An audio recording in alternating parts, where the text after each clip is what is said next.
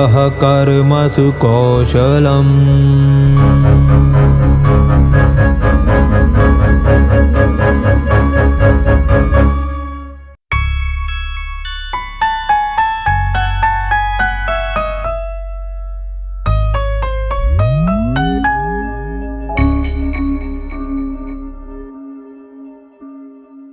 हरिओम।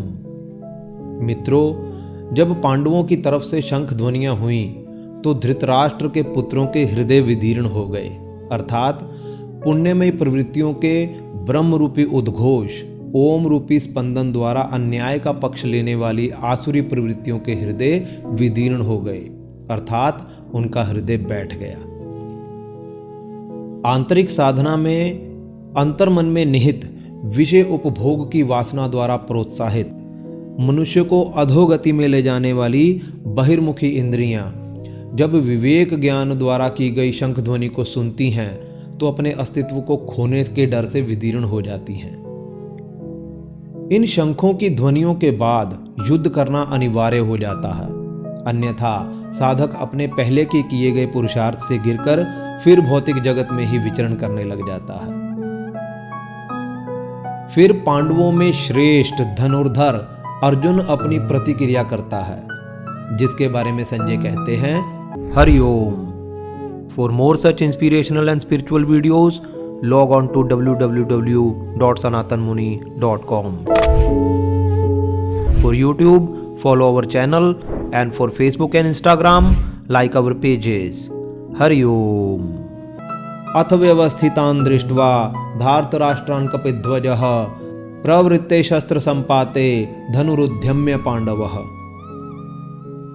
अर्थात उस समय जिनकी ध्वजा पर श्री हनुमान अंकित थे, पांडुपुत्र अर्जुन ने धृतराष्ट्र के पुत्रों को युद्ध में व्यवस्थित देखकर शस्त्र चलाने के लिए अपना गांडीव उठाया तथा ऋषिकेशम तदा वाक्यम इदमाह महीपते।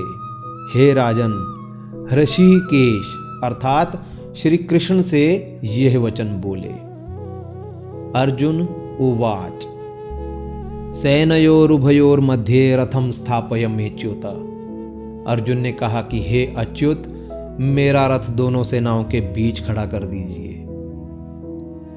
अर्जुन अपना रथ दोनों सेनाओं के मध्य क्यों खड़ा करना चाहता था? इस पर कहते हैं, यावदेतान् निरीक्षे हम योद्ध कामानुवस्थितान् कैर्मया सह योद्धव्यम अस्मिन् रण समुद्य में। ताकि मैं यह निरीक्षण कर लूं कि इस रण क्षेत्र में युद्ध की कामना से आए हुए संग्राम अभिलाषियों में से किन किन के साथ मुझको युद्ध करना अनिवार्य है, तथा योत्स्यमानान् वेक्षे हम या एतेत्र समागताः धार्तराष्ट्रस्य दुर्बुद्धे युद्धे प्रिय चिकीर्षवः। दुर्बुद्धि दुर्योधन का युद्ध में प्रिय चाहने की इच्छा वाले जो ये राजा लोग यहाँ आए हैं, उनको भी मैं भली प्रकार देखना चाहता हूं। अर्जुन अपना रथ दोनों सेनाओं के मध्य में लाना चाहता है ताकि वह युद्ध में आए दोनों सेनाओं के महारथियों को देख सके। आंतरिक दृष्टि से साधक ध्यान के चरण में अपने अंदर डेरा डाले अशुभ संस्कारों, जिनको समूल नष्ट करना है, का अवलोकन करना चाहता है। इसलिए वह अपने सारथी अर्थात आत्मा रूपी अपने गुरु श्री कृष्ण से प्रार्थना करता है। आत्मा का आधिपत्य होने से ही परमात्मा का मिलन संभव है। जब हम अपनी इंद्रियों रूपी घोड़ों की लगाम अपने गुरु या अपने इष्ट देव अर्थात कृष्ण के हाथों में दे देते हैं तथा विवेक बुद्धि से कर्म करते हैं, तभी परमात्मा से मिलन संभव है। यहाँ ऋषिकेश का अर्थ इंद्रियों के स्वामी से है, अर्थात श्री कृष्ण से है।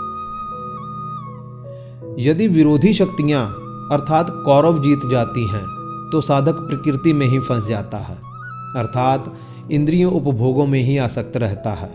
और यदि आध्यात्मिक शक्तियां जीत जाती हैं तो परमात्मा के राज्य में प्रवेश मिल जाता है, अर्थात आत्मा मुक्त हो जाती है।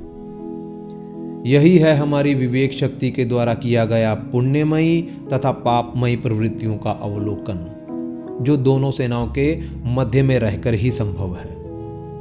धार्तराष्ट्र से दुर्बुद्धे कहने का तात्पर्य धृतराष्ट्र के पुत्र दुर्योधन से है, जो इंद्रियों के माध्यम से बाह्य जगत के विषयों तथा भोगों में आसक्त रहकर ना जाने कौन कौन से कर्म करवा देता है, और विवेक ज्ञान रूपी अर्जुन द्वारा इन कौरवों का वध करने के लिए ही धनुष उठाया जाता है। धनुष उठाने के बाद अर्जुन ने क्या किया, इस पर हम अगली वीडियो में चर्चा करेंगे। हरिओम।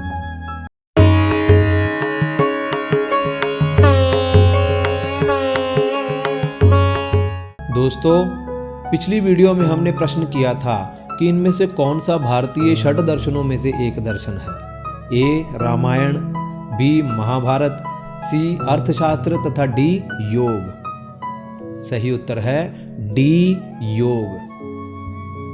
भारतीय परंपरा में षट दर्शन है न्याय, वैशेषिक, सांख्य, योग, मीमांसा तथा वेदांत। इनमें से योग एक दर्शन है। इस श्रृंखला में हमारा 8वां प्रश्न यह रहा, श्रीमद् भगवद गीता में कुल कितने अध्याय हैं? ए 14, बी 10, सी 12 तथा डी 18। कृपया लिखकर कमेंट जरूर करें। हरिओम।